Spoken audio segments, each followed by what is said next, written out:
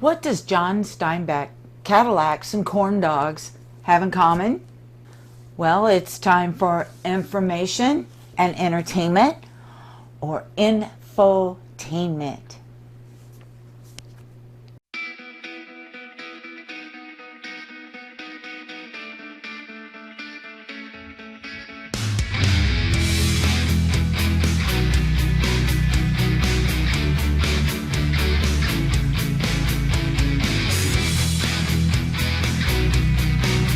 Hi there, my name is Linda, and I'm a retired history teacher with an addiction to American history. So, in order to feed my addiction, I have this channel to bring to you some history, boomer style. So, what does John Steinbeck, Cadillacs, and corn dogs have in common? Well, Route 66, of course, Route 66.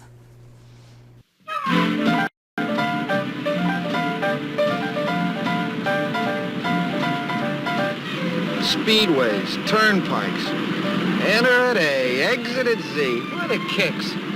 Whatever happened to B through Y? And what's just off the turnpike, over the hill?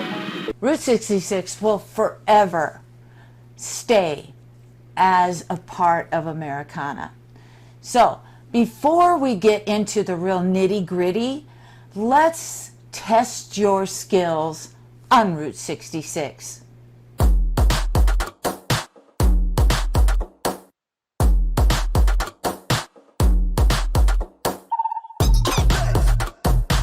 Okay, Route 66ers, let's start. Number 1. If you started in Chicago, in which city will you end your Route 66 journey? Would it be A, Santa Monica, B, San Francisco, C, Flagstaff, Arizona, or D, Needles, California? If you picked Santa Monica, California, you are right on. The path of Route 66 ends 2,448 miles from its start. And if you began your journey in Chicago, you'll end it at the Santa Monica Pier in California. You might be sad that the trip is over, but the pier offers an amusement park, an aquarium, and a beach. So I don't think you'll be too sad. All right, number 2, which of these trains travel between Williams, Arizona and a world-famous national park? Is it A, the train to Zion, B, the Yellowstone Flyer, C, the Arches Express, or D, the Grand Canyon Railway? If you pick D, the Grand Canyon Railway, you are right as rain. The Grand Canyon Railway is a great way to see the beautiful sights of the country along its 65-mile path. The train offers more than just scenery. As you travel to your destination in the Grand Canyon, you might even be held up by outlaws. All right, number 3, which of these is another name for Route 66? Is it A, the Main Street of America, B, Will Rogers Highway, C, the Mother Road, D, all of the above? If you pick D, all of the above, you are right as rain. Actually, Route 66 isn't just a road. It runs through the heart of the western half of the country. It was established in 1926 and has seen a ton of changes over the years as the country evolved. Now, Cyrus Avery was a Tulsa businessman who was kind of behind establishing this highway, and he helped promote it, thus earning the nickname the father of Route 66. He dubbed it himself Main Street of America. Then we have John Steinbeck. John Steinbeck, in his Pulitzer Prize-winning 1939 novel, The Grapes of Wrath, he dubs it in his novel, Route 66 is the Mother Road. And then finally, On June 26, 1952, Route 66 was rededicated as Will Rogers Highway by the National U.S. Highway 66 Association, Warner Brothers Film Studio, Ford Motor Company, and the Route 66 states of Illinois, Missouri, Kansas, Texas, New Mexico, Arizona, and California. The original bronze plaque placed at Texola near Texas border south of the I-40, Will Rogers Highway, is dedicated to Will Rogers, humorist, world traveler, good neighbor. This main street of America, Highway 66, was the first road he traveled in a career that led him straight through the hearts of his countrymen. Will Rogers tragically died in 1935 at the age of 55 in a plane crash at Point Barrow, Alaska, with his good friend. He will always be remembered for being a film and stage star, vaudeville performer, a cowboy, humorist, newspaper columnist, and social commentator from Oklahoma. He was a Cherokee citizen born in the Cherokee Nation, Indian Territory, in 1879. Number 4. Located in Springfield, Illinois, the Cozy Dog Drive-In is famous for inventing which 5-star menu item? Was it A. Jumbo Franks, B. Corn dog on a stick, C. Chili dogs, or D. Pigs in a blanket? If you pick B, corn dog on a stick, you are right on. You get the golden corn dog. If you want a corn dog on a stick served at the place where the concept was born, get yourself to the Cozy Dog Drive-In, and it's located in Springfield, Illinois, where Lincoln is buried today. Not at the restaurant, but in Springfield. First opened in 1949, the drive-in is still open and serving food that you really need to eat to be a true Route 66 tourist. All right, number 5. This is the last one. While Bruce Springsteen wasn't actually singing about this stop, his song will get stuck in your head at which attraction?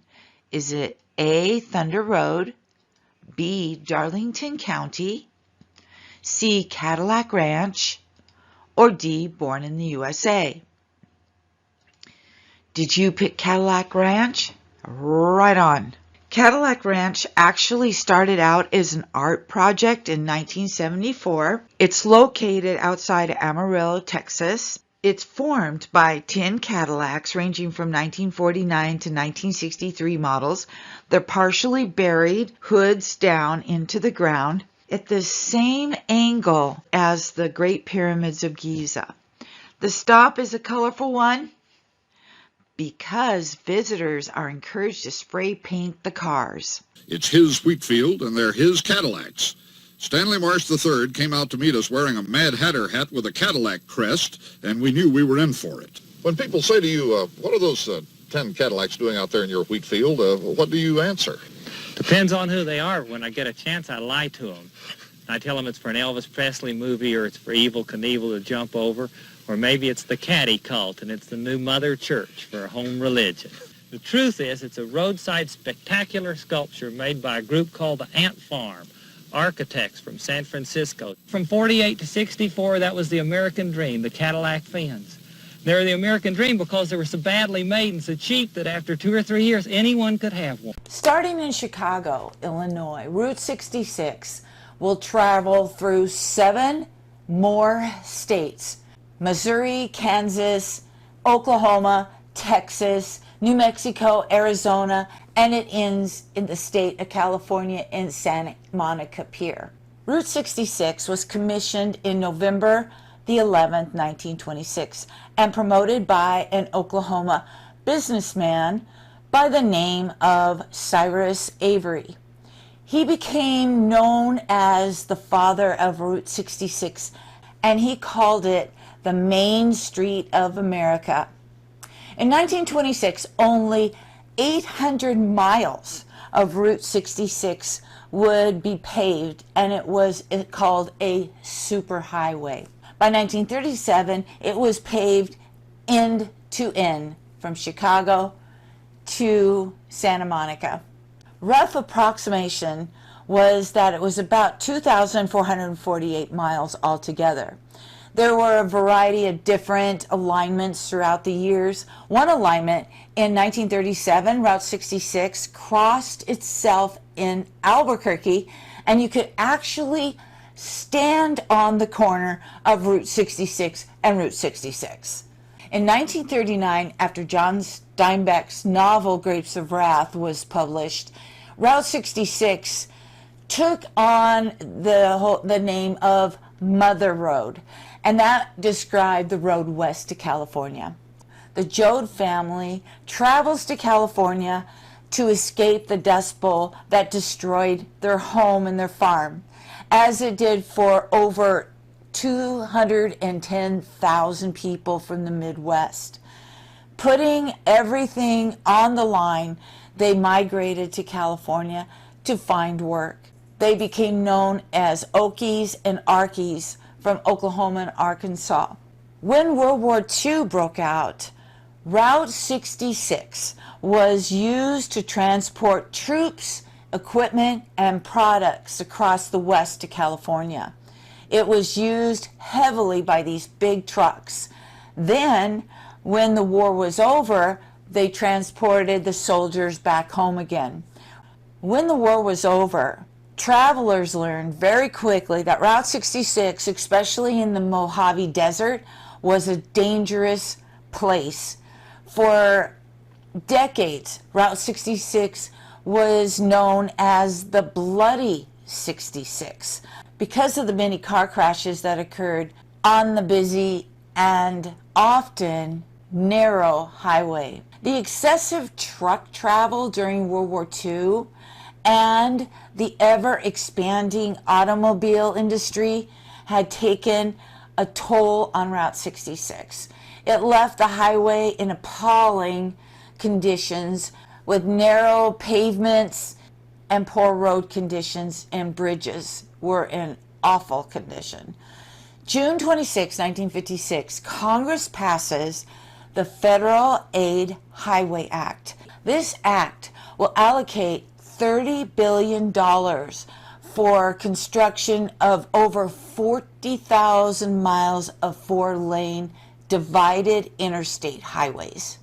Even though this was Eisenhower's greatest domestic achievement, it will doom Route 66 and be the demise of small towns along the highways, as they will be bypassed by these big modern interstates.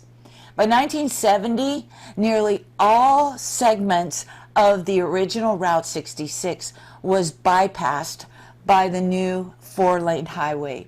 By 1984, Route 66 had completely succumbed when the final section of the original road was bypassed by I-40 at Williams, Arizona.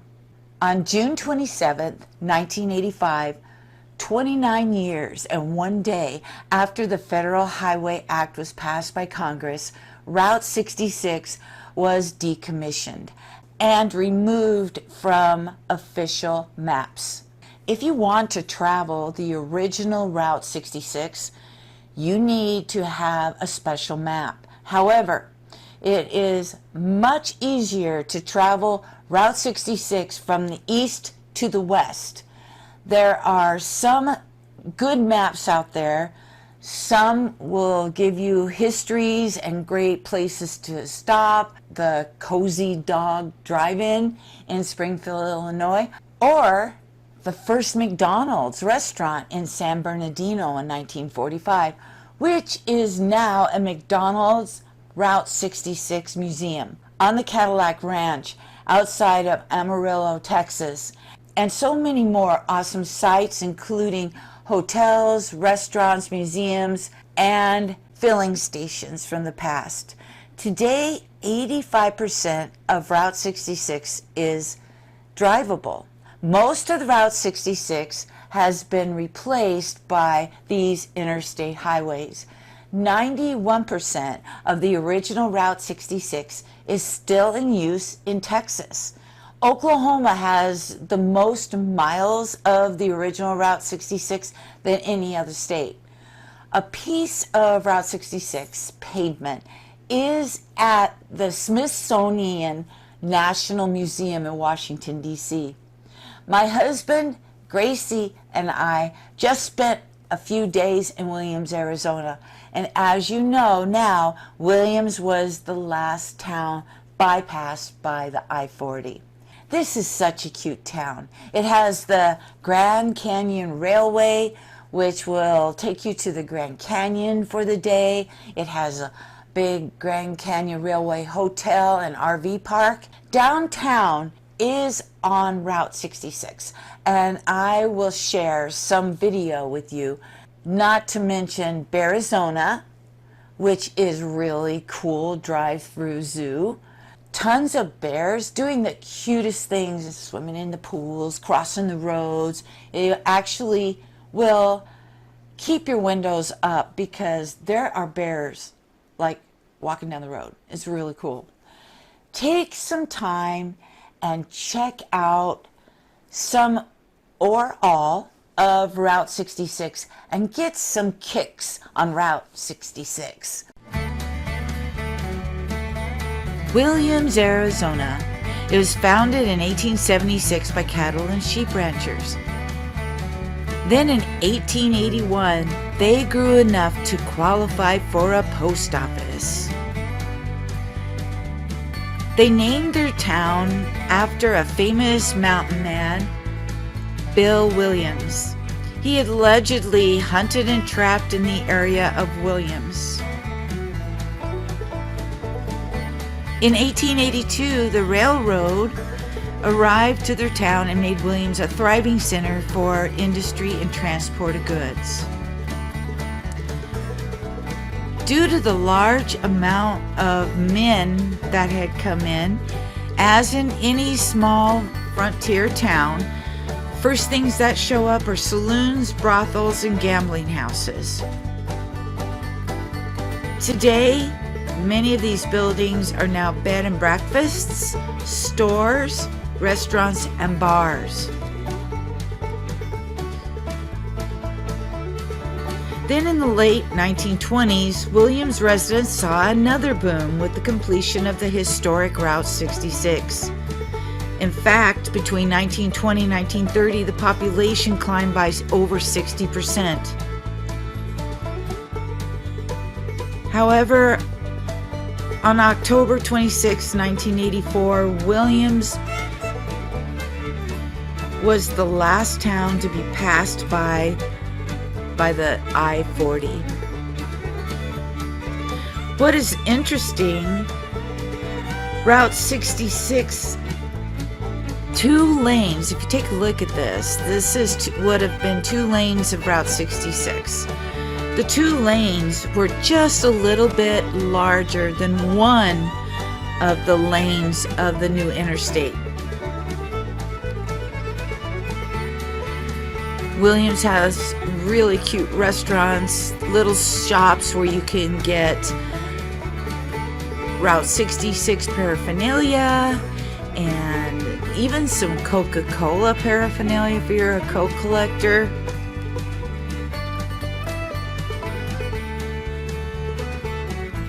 Downtown is 6 square blocks, and it's 60 miles south of the Grand Canyon.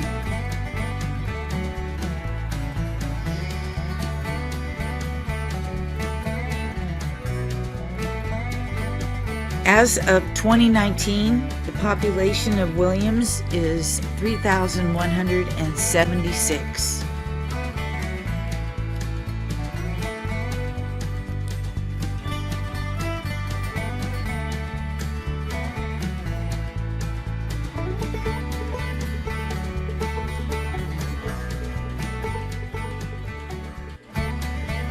cute little breweries. So many of these places in Williams are hiring. They just can't get enough staff. And that's true probably anywhere right now after the COVID.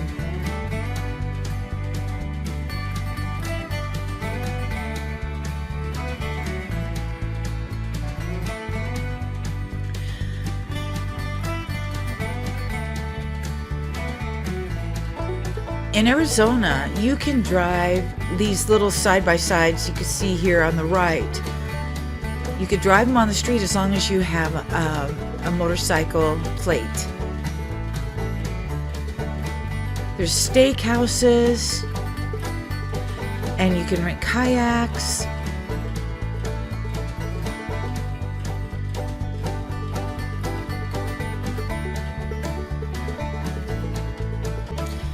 They have a zip line right in town if you want to go flying.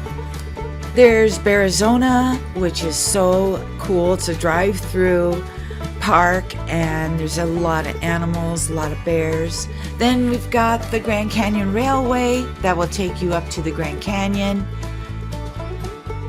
and beautiful scenery on the way. And then, of course, our beautiful Grand Canyon. It's like you can't take a bad picture of the Grand Canyon. Remember, learn something every day. Stop the gray matter leak. Take care of yourself. And peace out.